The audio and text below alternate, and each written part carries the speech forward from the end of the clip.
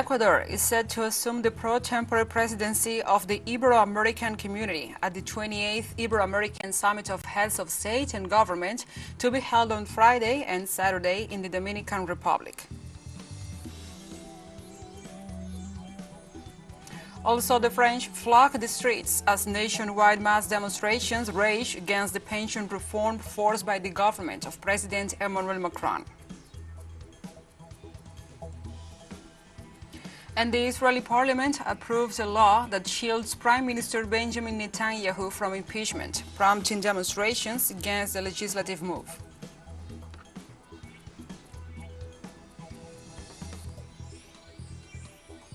From the headquarters of TeleSUR English in Havana, Cuba, this is From the South. I'm your anchor, Gladys Quesada, and these are the news. Ecuador sets the details on Thursday to assume the pro-tempore presidency of the Ibero-American Community for the period between 2023 and 2024. The designation will be made official during the 28th Ibero-American Summit of Heads of State and Government to be held on Friday and Saturday in the Dominican Republic. President Guillermo Lasso will attend to the event. The Ecuadorian Foreign Ministry indicated that for the first time, Quito will assume this role and will concentrate its year of management in the areas of innovation, inclusion, and sustainability with three planned pillars: alternative economies for development, food security, and climate change. This March 24th and 25th, the Dominican Republic will host the meeting of leaders of Ibero-American countries, in which representatives of the 22 countries in these areas will participate to discuss opportunities for cooperation.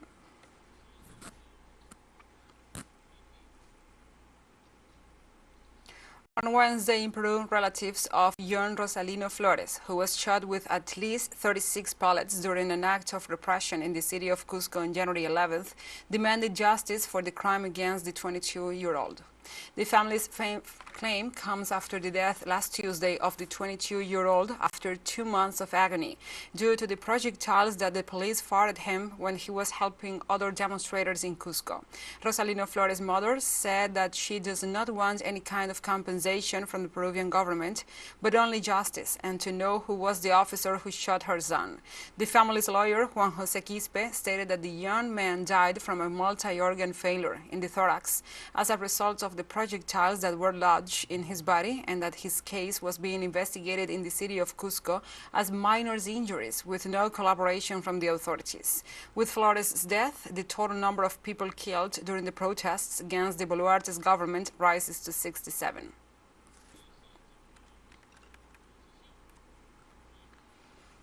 And now let's recall the events that led to the agony and death of Rosalino Flores, who passed away on Tuesday.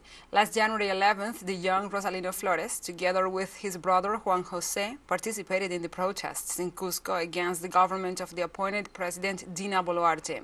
During the repression of the mobilization, Flores was shot by a policeman who fired at him from just a few meters away. The incident was recorded by security cameras in the area. After receiving a total of 36 bullets, Rosalino Flores was taken to the intensive care unit of the Antonio Lorena Hospital in the city of Cusco. Later, due to the seriousness of his wounds, he was evacuated to the Arzobispo Loaiza Hospital in Lima, where he died last Tuesday.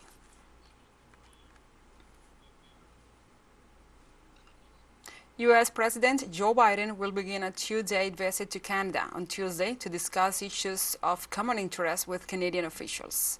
A White House press release indicates that the issue to be discussed with Canadian Prime Minister Justin Trudeau will include the strengthening of the supply chain, possible measures to mitigate climate change, and irregular immigration.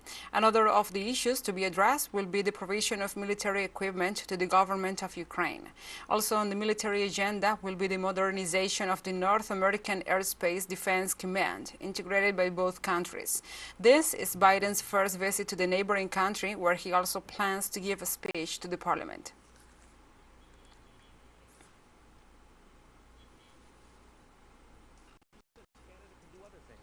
And if the proposed candidates get through the elections on March 26, Cuba will maintain a milestone reached in 2018, as it will once again have the second parliament with the most women in the world, following Rwanda. Currently, 55.3% of the 470 Cuban legislators are women. We tell you about the challenges women will face in the highest legislative body on the Caribbean island in the second episode of the series, Better is Possible. From Havana, Lisandra Andres brings us more details. The face of Aileen Justice is no stranger to any Cuban.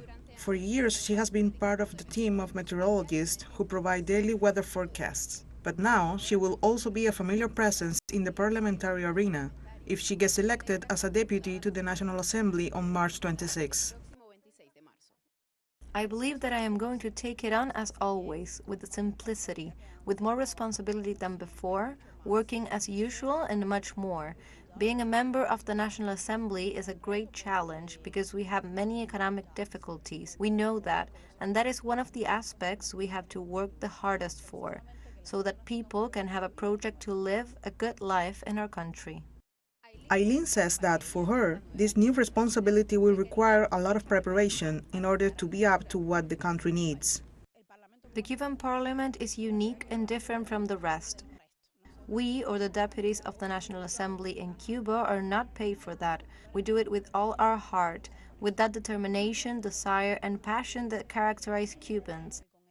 That we must move forward so we are able to pursue our profession, whatever it may be, and at the same time defend the principles of the Cuban Revolution from a different angle. Women's representation in the island's parliament has grown over the years, but in the Cuba of 2023, this group of activists, researchers, and feminists, brought together by filmmaker Lisette Vila on the occasion of the premiere of her most recent documentary, Every Day is March 8th, believe that there are still unresolved issues for women in Cuba. There are many pending social issues in Cuba. We must not just see them with a critical eye, but as areas of transformation. It's all part of the making of a society. Plus, the circumstances that Cuba is experiencing, all those shortages created from abroad, but also due to some failures, mistakes that we have made.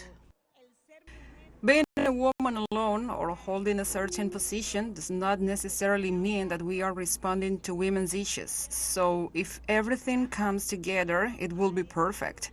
But that is not necessarily a guarantee. I believe that the guarantee lies in looking at the distinctiveness of women and being aware of it. For the candidate, lawyer, and professor at the Law School of the University of Havana, Oricel Richards, Cuba embodies, in all its complexity and diversity, the proposal for the new legislature of its parliament, which, she says, will have to work hard to reduce the gaps still present in terms of equality. Many of the issues that, in this sense, from the point of view of women's presence in the different areas where we still have to continue working and we have to keep working for their integration, is fundamental.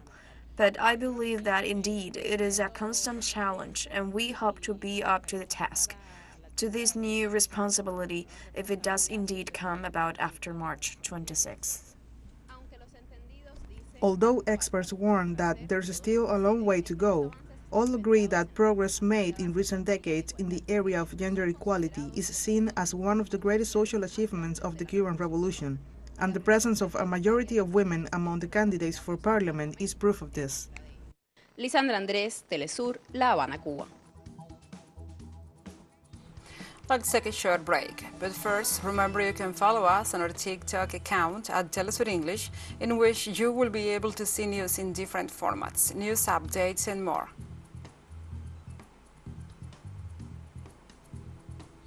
Other stories coming up. Stay with us.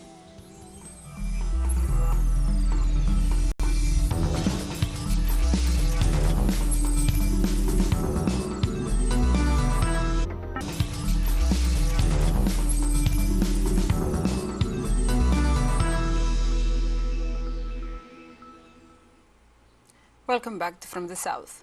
On Thursday, in France, the unions hold a 9th day of strikes against the government's pension reform.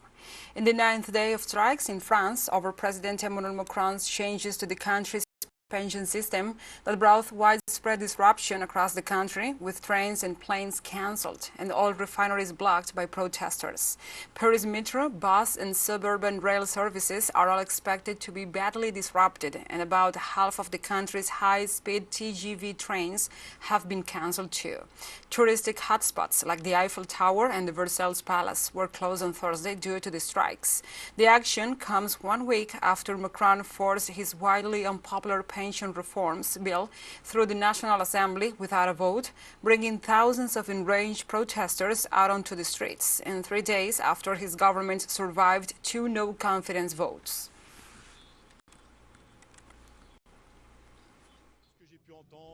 Despite everything I've heard, the running out of steam, this is the last demonstration, and so on. You see, it is the 9th.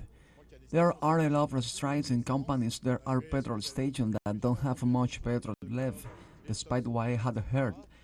But I had heard the same thing in October. Stocks are full, cider.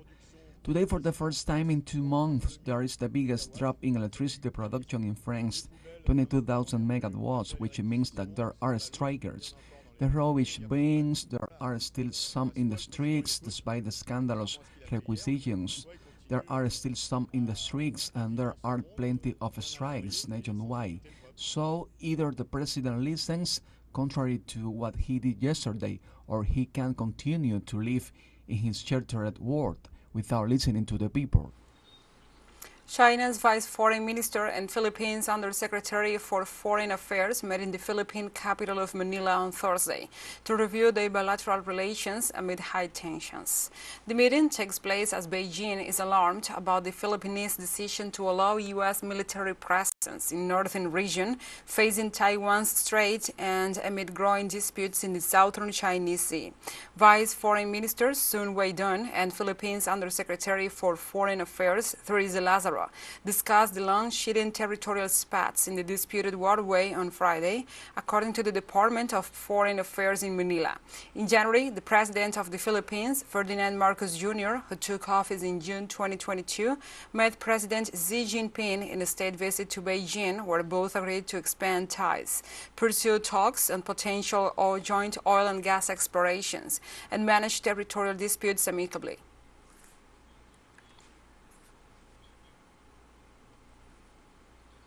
On Thursday, the government of China said that it is ready to establish bilateral relations with Honduras after Taiwan recalled its ambassador to the country over a visit by Tegucigalpa's foreign minister to China. The announcement came as Honduran Foreign Minister Eduardo Enrique Reina was heading to China to hold talks on the establishment of diplomatic relations with Beijing. Last week, Honduran President Xiomara Castro ordered Reina to establish diplomatic relations with China, a move that would sever its ties with Taiwan under Beijing's One China principle. On Thursday, Foreign Ministry spokesperson Wang Wenbin said China was ready to establish ties with Honduras and pointed out that China welcomes the positive remarks made by the Honduran government on developing relations and stands ready to establish and develop bilateral relations on the basis of equality and mutual respect. China welcomes the positive remarks made by the Honduran government on developing relations with China and stands ready to establish and develop bilateral relations with Honduras on the basis of equality and mutual respect. And China warned the United States on Thursday that its troops are positioned and ready to proceed in the face of any military threat or provocation by expressing opposition to the dispatch of a U.S. ship to its territorial waters. The spokesperson of the People's Liberation Army, Tian Junli, stressed in a statement that the passage of the guided missile destroyer Milius near islets on the South Sea of Wednesday compromised peace and stability in the region. For China, it was an illegal action because it did not have the government's permission and assaulted the sovereignty of the Asian giant. The Chinese army spokesperson emphasized that the army's naval and air units are mobilized to monitor the ship's route and will respond to any type of threat and provocation at any time.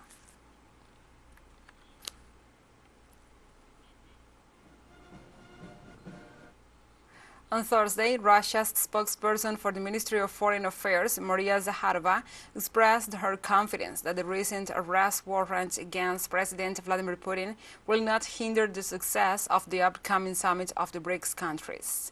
The diplomats explained that the actions of the International Criminal Court are null and void since Russia has signed the Rome Statute but has not ratified. She also described as friendly the government of the Republic of South Africa, the country that will host the meeting scheduled for August of this year. Zakharova also said that according to international law, civil servants enjoy immunity, while high-ranking officials have absolute immunity. On the other hand, the vice president of the Russian Security Council, Dmitry Medvedev, asserted that the eventual detention of the Russian president on territory of a foreign country will be equivalent to a declaration of war against Russia.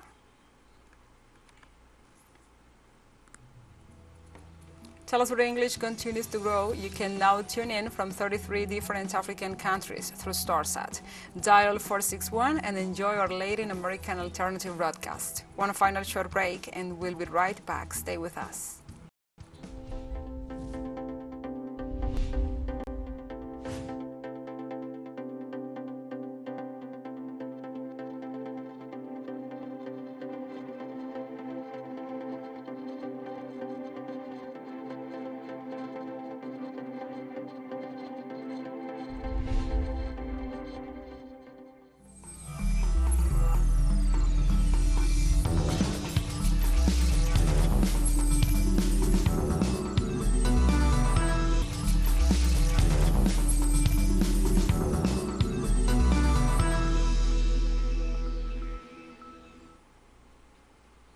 Welcome back. The Israeli parliament approved on Thursday a law that shields Prime Minister Benjamin Netanyahu from impeachment. The approved law will limit the ways a sitting prime minister can be declared unfit for office and is largely seen by opposition and critics as a way to protect the prime minister who faces serious legal problems with 3 open cases for fraud, bribery and breach of trust. The text passed its third and final reading at 6 a.m. local time after an all-night plenary session with 61 votes in favor and 47 against, which was preceded by lengthy discussions. This is part of the controversial judicial reform promoted by Netanyahu's government, which has provoked a wide social discontent with massive protests all over the country.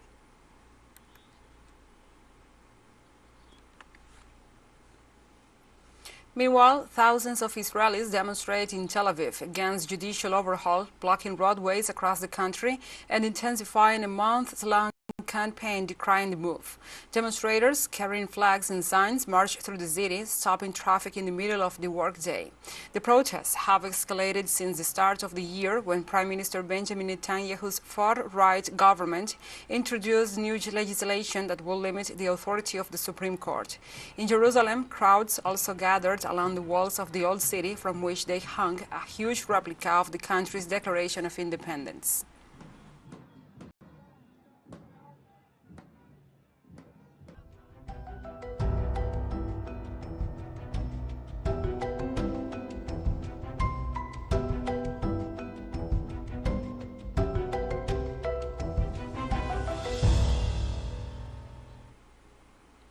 Now we move on to other topics. The deadly cyclone that hit several countries of Africa last week has displaced more than 500,000 people in the country, the UN said on Tuesday, and is warned of rising humanitarian needs.